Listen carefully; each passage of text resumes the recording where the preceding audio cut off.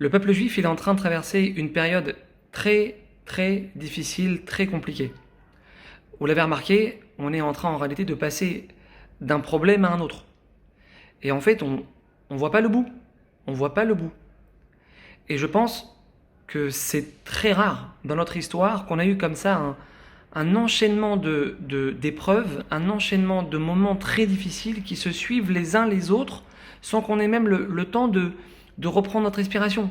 On est à peine sorti du corona, la première fois qu'on se rassemble tous ensemble. Boum, Méron, 45 morts. On sort à peine de Méron, boum, guerre dans tout le pays, guerre sans précédent. Rav Israël Miroujine, il y a 250 ans, mes amis, il écrit dans son livre quelque chose dont on doit être extrêmement conscient actuellement. Il écrit que avant que ne se dévoile Mashiach, celui qui va vouloir se renforcer dans sa émouna,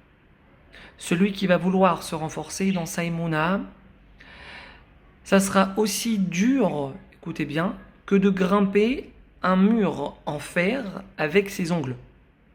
Un mur en fer avec ses ongles. Alors mes amis, il faut être clair sur ça, il faut que ce soit limpide pour nous. Limpide. L'épreuve de la fin des temps, c'est pas qu'est-ce que je fais demain? Je mets un petit pantalon ou je mets une petite jupe? Qu'est-ce que je fais? Est-ce que je reste dans mon lit ou est-ce que je pars écouter un cours de Torah? Non mes amis, non. L'épreuve de notre génération, ça sera: est-ce qu'on va réussir à vivre les événements de notre vie avec Emouna ou pas? Point final.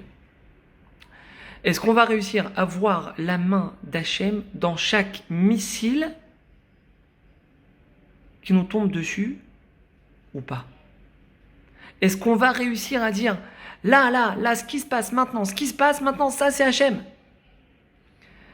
Mes amis, c'est sur ça que Hachem il nous attend le plus. C'est sur ça qu'Hachem nous attend le plus. Et c'est par voie de conséquence aussi sur ça qu'on peut le plus glisser. C'est ici le plus grand piège. Attends 2 secondes là, il est où Hachem là? Il est où Hachem? Il nous fait quoi là Hachem? Qu'est-ce qui se passe? Ça va s'arrêter quand tout ça? C'est quoi la prochaine étape? Un tremblement de terre? C'est quoi? Mes amis, il est où Hachem? David Amelech répond à cette question. Tehilim. Hachem li loïra. Hachem, il est avec moi. Il est où Hachem? Hachem, il est avec moi. Il est où Hachem? Hachem, il est avec nous. On n'a pas peur. On n'a pas peur. Vous croyez, mes amis, que David Amelech, quand il a écrit les Tehilim il y a 2000 ans, il les a écrits pour lui? Il a écrit les Tehilim pour lui, David Amelech? Mais non. David Amelech, il savait pertinemment qu'on allait être confronté à cette situation aujourd'hui, tous ensemble. Il a écrit les Tehilim, David Amelech, pour nous, pour nous aider à traverser le Corona, pour nous aider à traverser Méron, pour nous aider à traverser ce qu'on est en train de vivre actuellement, pour nous aider chacun dans les problèmes de sa vie. C'est pour nous que David Amelech il a écrit les Tehilim, c'est pour nous. Hachem li lo ira. Hachem, il est avec chacun d'entre nous, quelle que soit la situation qu'on est en train de vivre. Hachem, il ne nous lâche pas d'une semelle. Hachem, il ne nous lâche pas d'une semelle. Ça, mes amis, c'est l'épreuve de notre génération. Est-ce qu'on va réussir à sentir Hachem à nos côtés ou pas? Et quel que soit le scénario,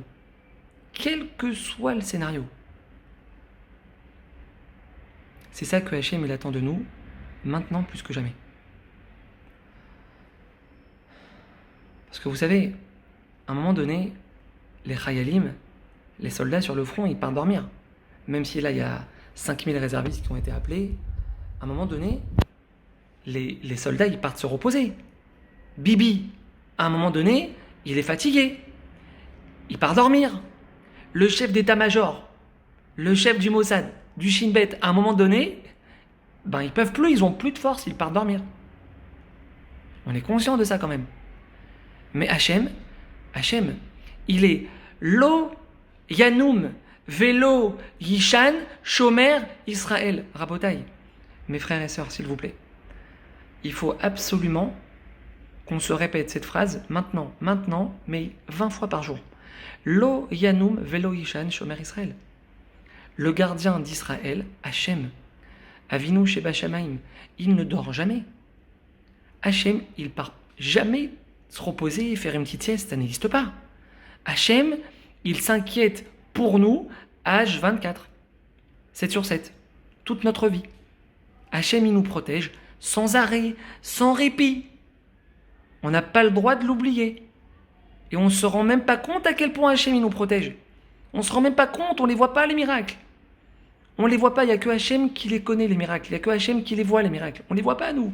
On voit 0,001% des miracles. Mes amis, renforcez sa émouna. Renforcez sa émouna. C'est ça qu'Hachem attend de nous maintenant. Et aussi, très important, prendre conscience que Dieu, il est en train de nous parler ici. Dieu, il est en train de nous parler ici. Le Baal Shem Tov, il dit une feuille.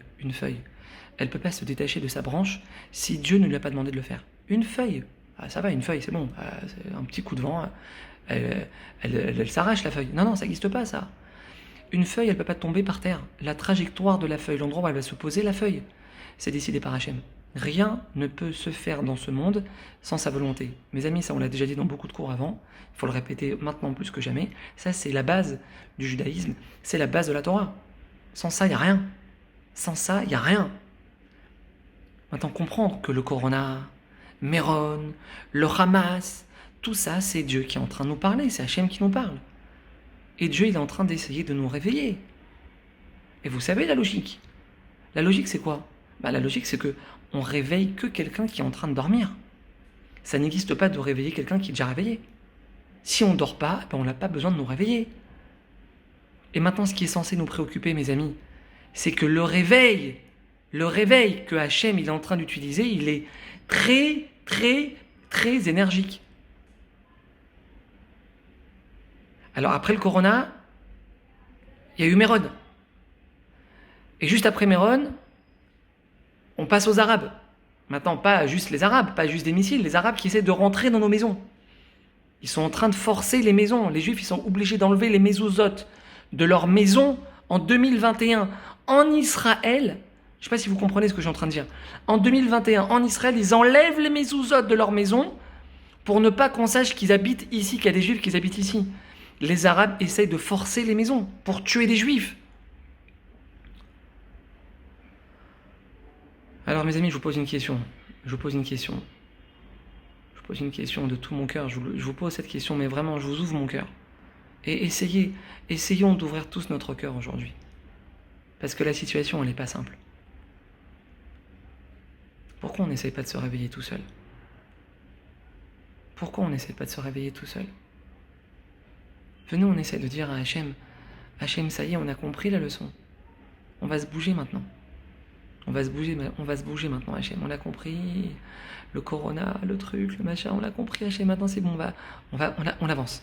Ça y est, on avance.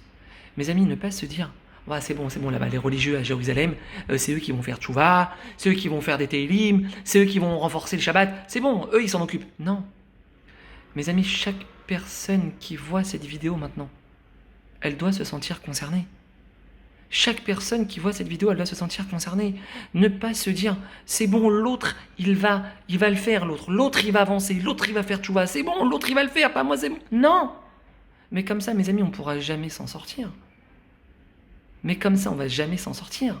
Si on repousse nos responsabilités sur les autres, mais jamais on va pouvoir sortir de cette galoute. On doit tous, et moi le premier, sortir de notre zone de confort. Sortir de notre zone de confort, ça y est, il faut arrêter de stagner. Faut arrêter de stagner, mes amis. Hachem, il nous parle. Tu fais pas Shabbat, alors vas-y, commence. On n'a pas dit fais tout, mais commence vendredi soir. Tu poses ton téléphone, tu touches pas ton téléphone vendredi soir. Tu commences comme ça. Vendredi soir, Ribona Olami, maître du monde.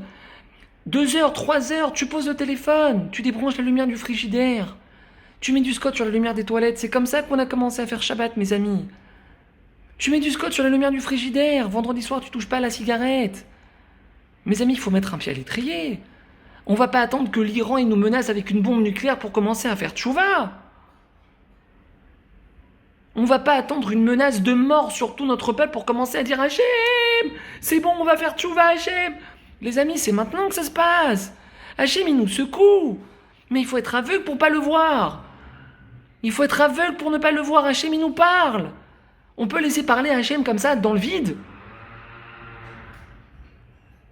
Est-ce qu'on peut laisser parler le maître du monde dans le vide?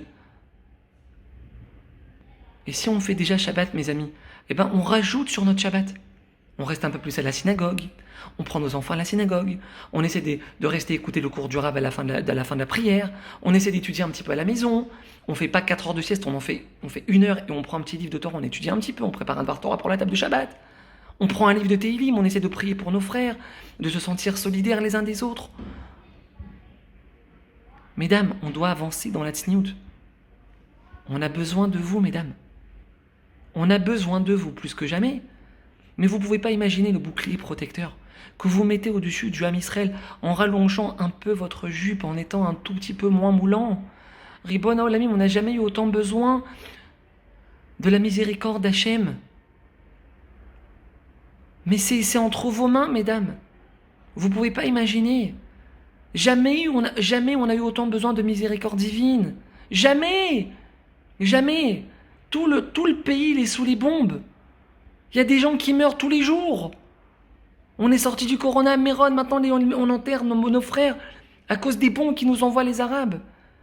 Mes amis, la miséricorde divine, c'est nous qui la créons. C'est nous qui la créons. Tenu oz l'Elokim.